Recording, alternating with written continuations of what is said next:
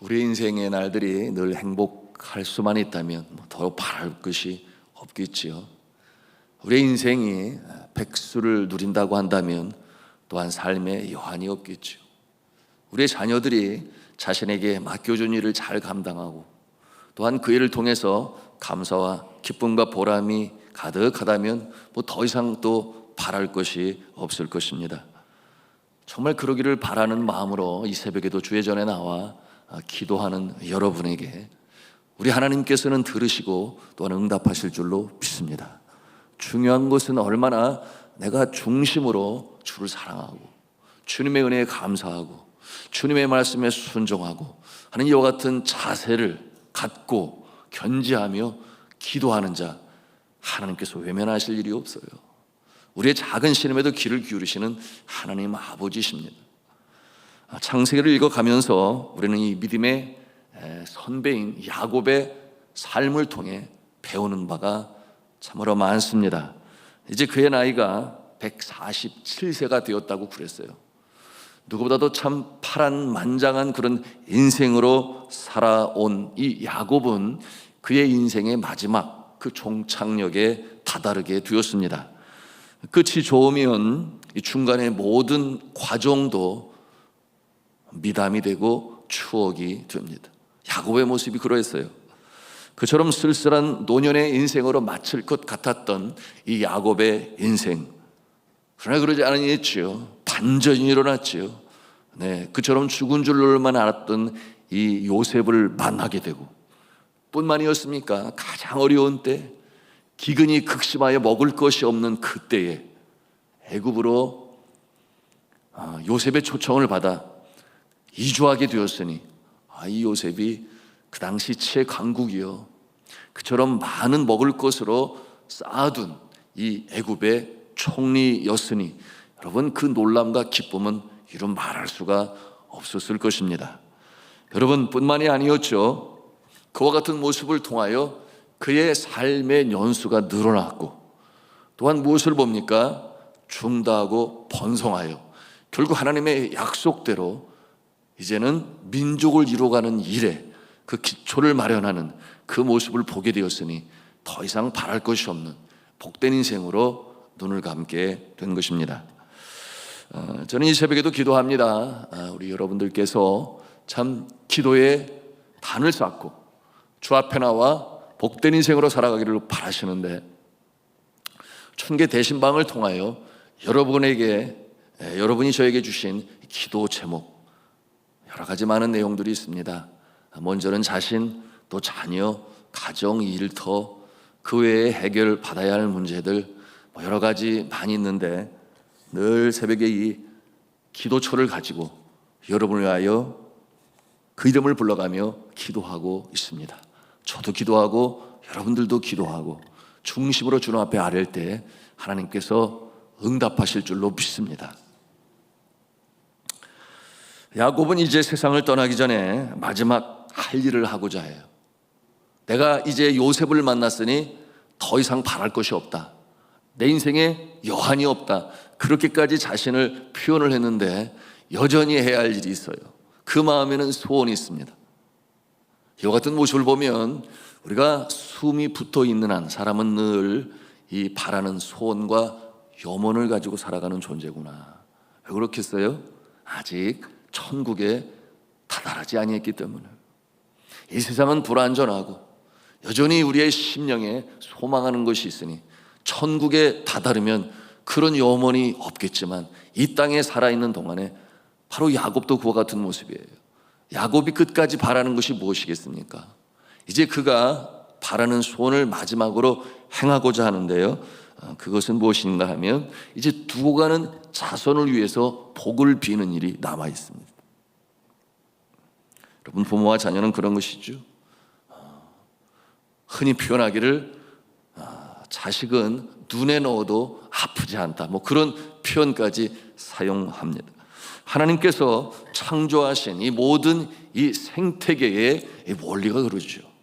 부모들은 이 자녀를 위하여, 심지어는 자신의 목숨까지도 바치기를 주저하지 아니하는 그 모습으로 하나님께서 만드셔서 생육하고 번성하고 땅에 충만케 그렇게 하신 것이니, 이를 가리켜 뭐라 그래요? 내리사랑이다 그래요. 내리사랑. 오르사랑도 있으면 참 좋겠어요.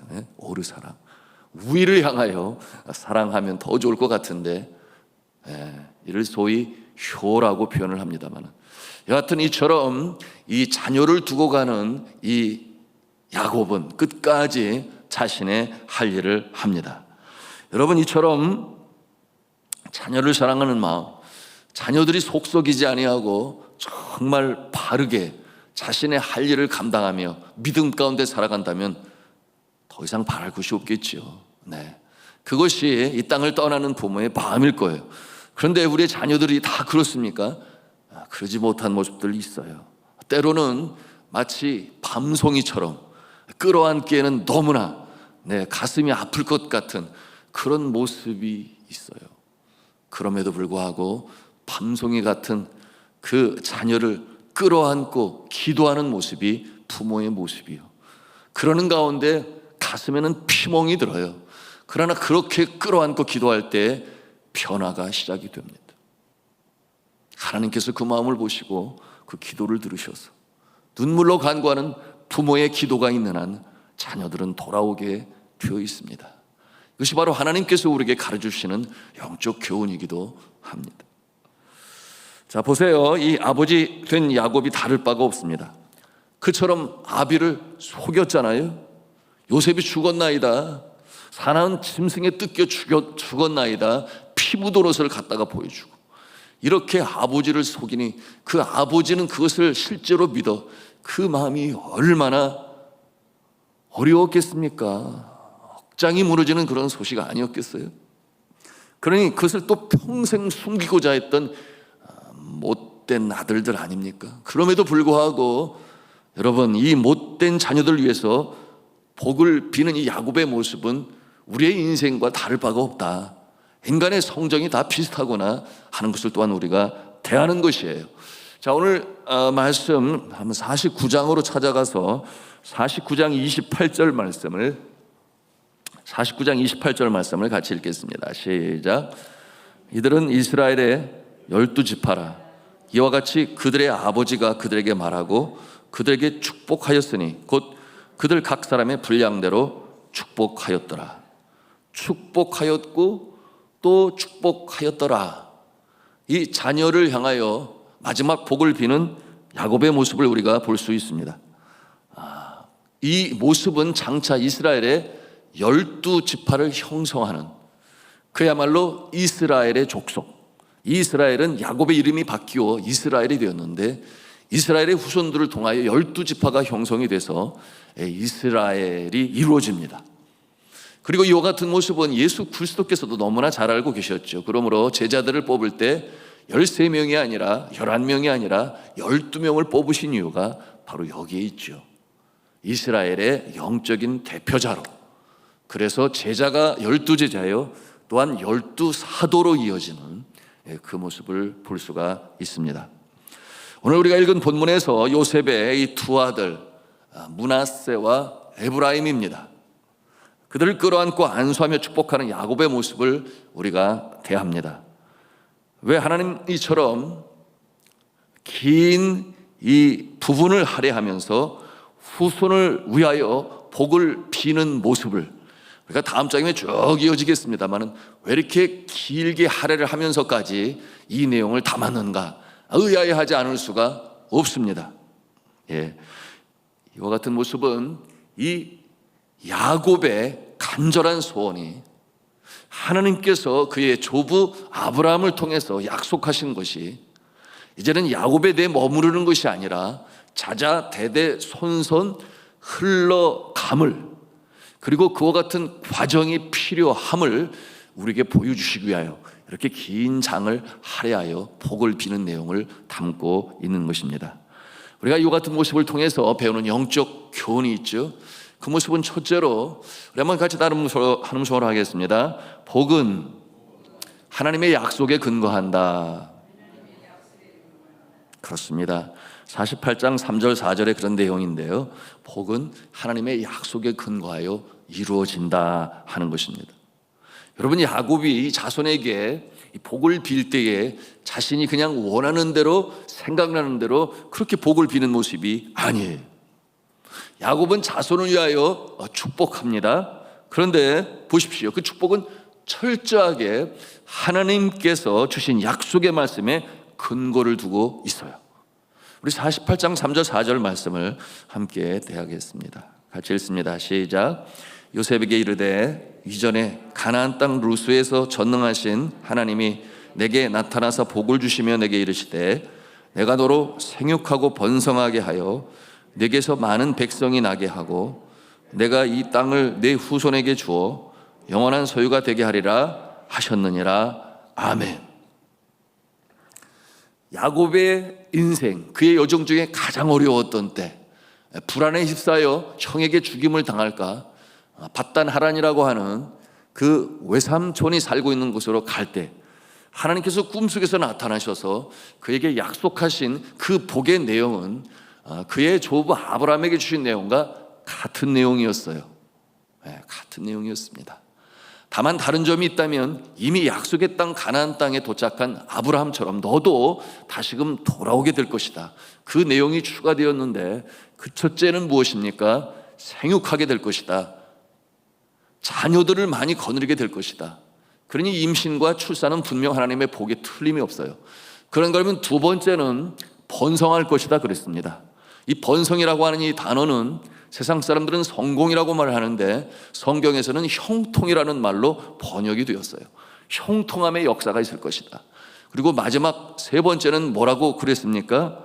그것은 땅을 기업으로 받을 것이다 그랬는데 당시의 땅은 생계를 위하여 곡식을 얻는 땅이요, 또한 이 풀을 통하여 목축업을 하는 자들에게는 양들에게, 염소에게, 소에게 풀을 먹일 수 있는 곳이니 오늘 이 시대의 모습으로 말한다면 도시민에게는 그것은 수입이겠죠.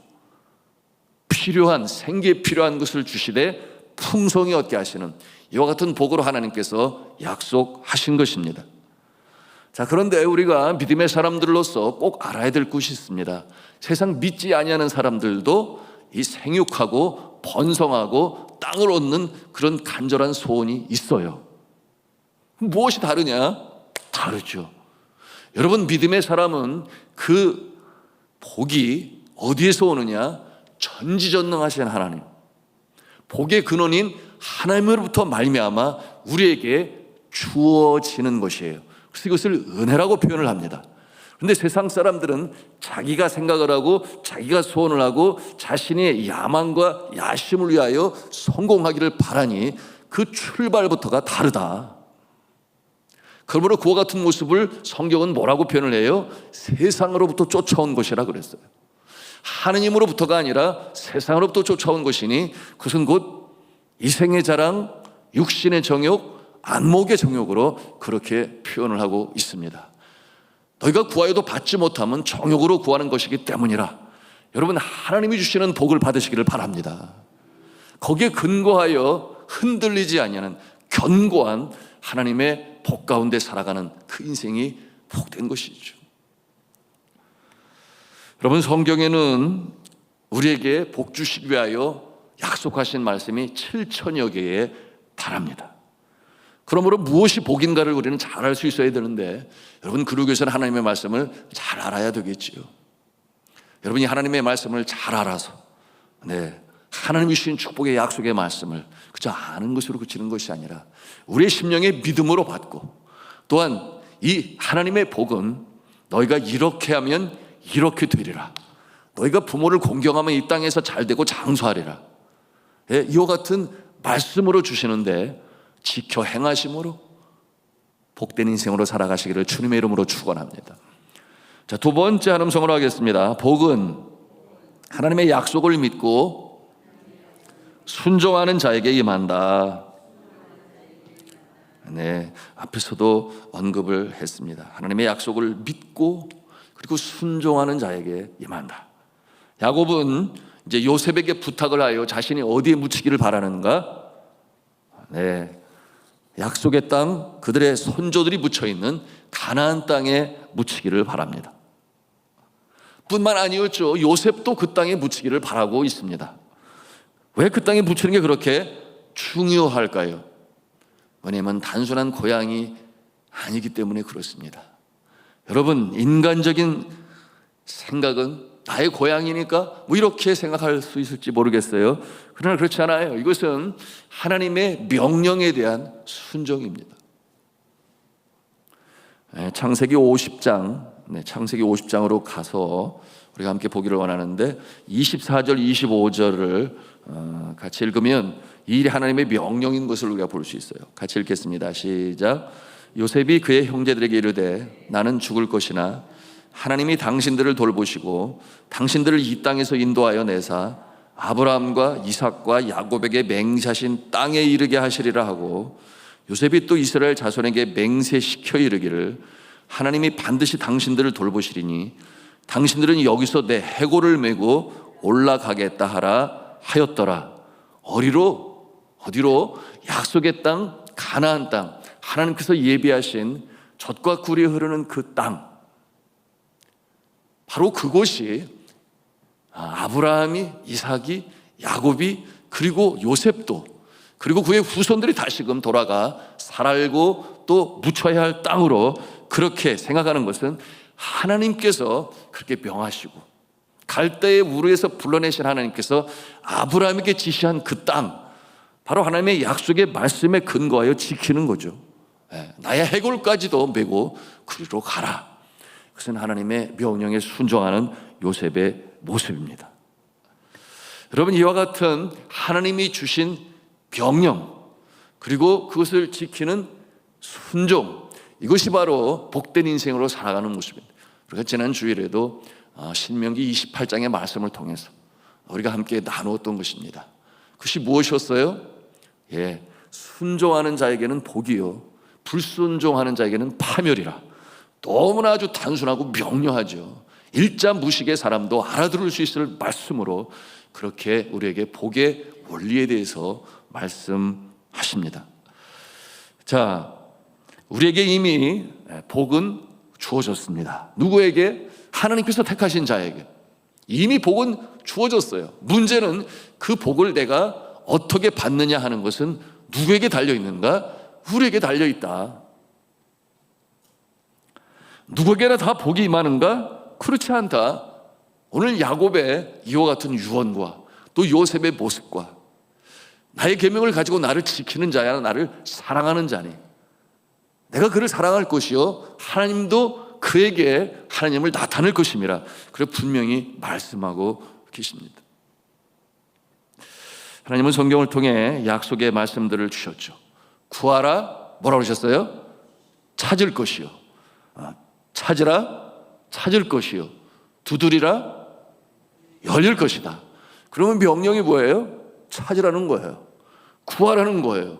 두드리라는 거예요. 그러면 어떻게 답을 하시겠다는 거예요? 찾을 것이다, 구할 것이다, 또한 열릴 것이다. 이렇게 답을 하시는 것입니다. 그렇기 때문에 이 새벽에도 주님 앞에 나와 우리가 구하고 또한 찾고 두드리는 건 아니겠습니까? 여러분, 이와 같은 모습을 통하여 하나님께서 응답하시는 줄로 믿으시기를 바랍니다. 그것이 약속의 말씀에 대한 우리의 실천인 것이에요. 또한 약속을 하셨죠. 수고하고 무거운 짐진 자들아 다 내게로 오라. 이게 무슨 말씀이에요? 참 광야와 같은 인생의 여정, 때로 사망의 음침한 골짜기, 눈물의 골짜기, 험산 줄령 넘다가 지치고 상하여 어려운 가운데 있을 때 어떻게 하라는 거예요? 다 내게로 오라. 더 바짝 가까이 주님 앞에 나오라는 거예요. 세상에서 살 길을 찾고 안식처를 찾고 피난처를 찾는 것이 아니라, 여러분, 이 땅의 나그네 인생에 참 진정한 피난처와 안식처는 오직 예수님밖에 없는 줄로 믿으시기를 바랍니다. 그리고 더 바짝 가까이 나에게 나오라. 그럼 어떻게 하시겠다는 거예요? 수고하고 무거운 짐진 자들아 다 내게로 오라. 내가 너희를 쉬게 하리라. 참 평강과 안식이 우리에게 임하는 줄로 믿으시기를 바랍니다.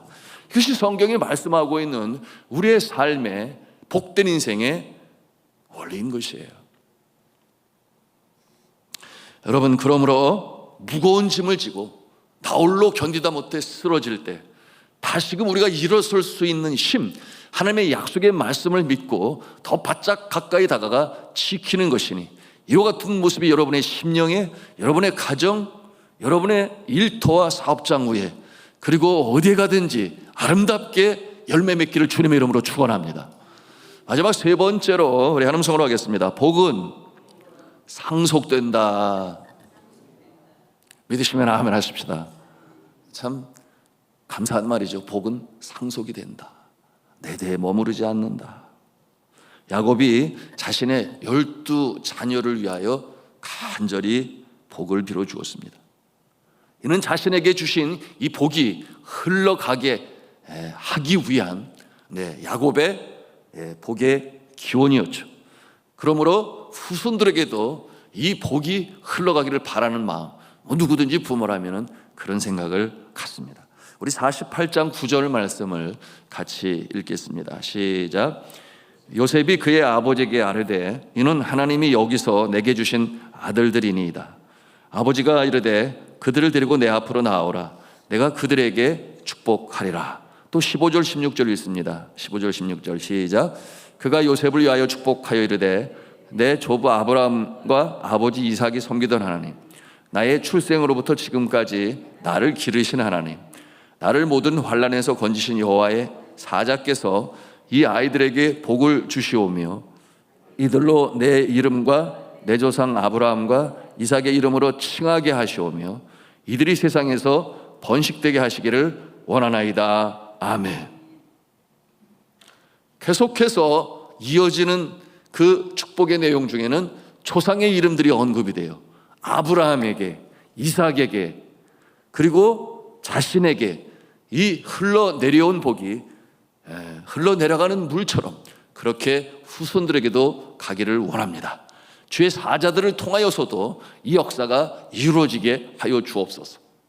여러분, 이 하나님의 복은 물이 위에서 아래로 흘러가듯이, 여러분, 우리의 믿음은 영적인 유산이 되어 우리의 자손들에게 흘러가고, 우리가 이 세상을 떠날 때 물려주는 그런 것이 아니라 평소에 우리 자녀들이 학습하고 있으니, 여러분, 우리의 이 주를 향한 충성과 이웃을 향한 사랑의 모습은 이미 물려주고 있는 거예요.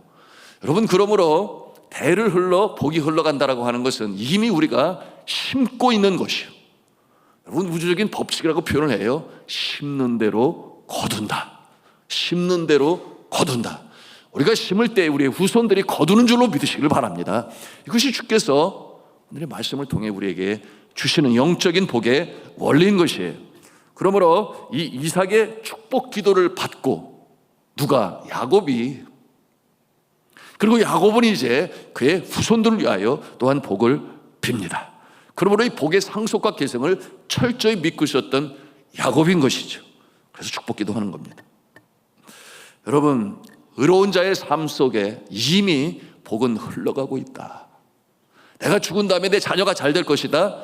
아니, 저는 기도합니다. 여러분이 살아 생전에 여러분이 자녀들이 잘 되는 역사가 있기를 주님의 이름으로 축원합니다. 아브라함의 복이 이삭의 복이 되고, 이삭의 복이 야곱의 복이 되고, 야곱의 복이 이제는 요셉의 복이 되고 있음을 보여주고 있는데요.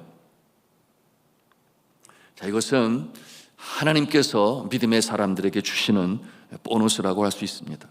네, 내가 열심히 예수를 믿는데, 내가 열심히 주를 섬기는데 자녀 후손들까지 하나님의 보너스죠. 네? 하나님께서 이처럼 선하신 모습으로 우리의 인생을 책임지시는데 후손까지도 미리 내다보시는 하나님이시다. 여러분, 그러므로 시편 기자는 뭐라고 고백을 해요?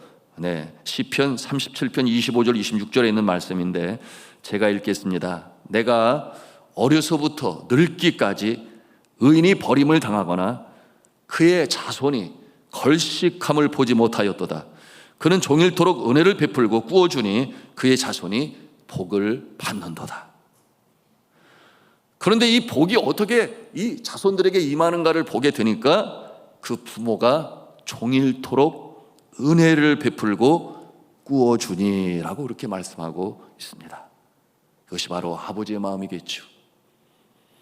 아버지의 마음, 그것은 곧 모든 생명체가 복된 모습으로 살아가는 것이니 하나님이 창조주가 되시고 소유주가 되시니 이 온 세상이 그러기를 바라요. 지금도 참고 기다리시죠. 한 영혼이라도 저 주님의 은혜의 자리에 나올 수 있도록 예수님은 하나님의 우편에 앉으셔서 중보하시며 복음으로 돌아오기를 바라시고 계십니다.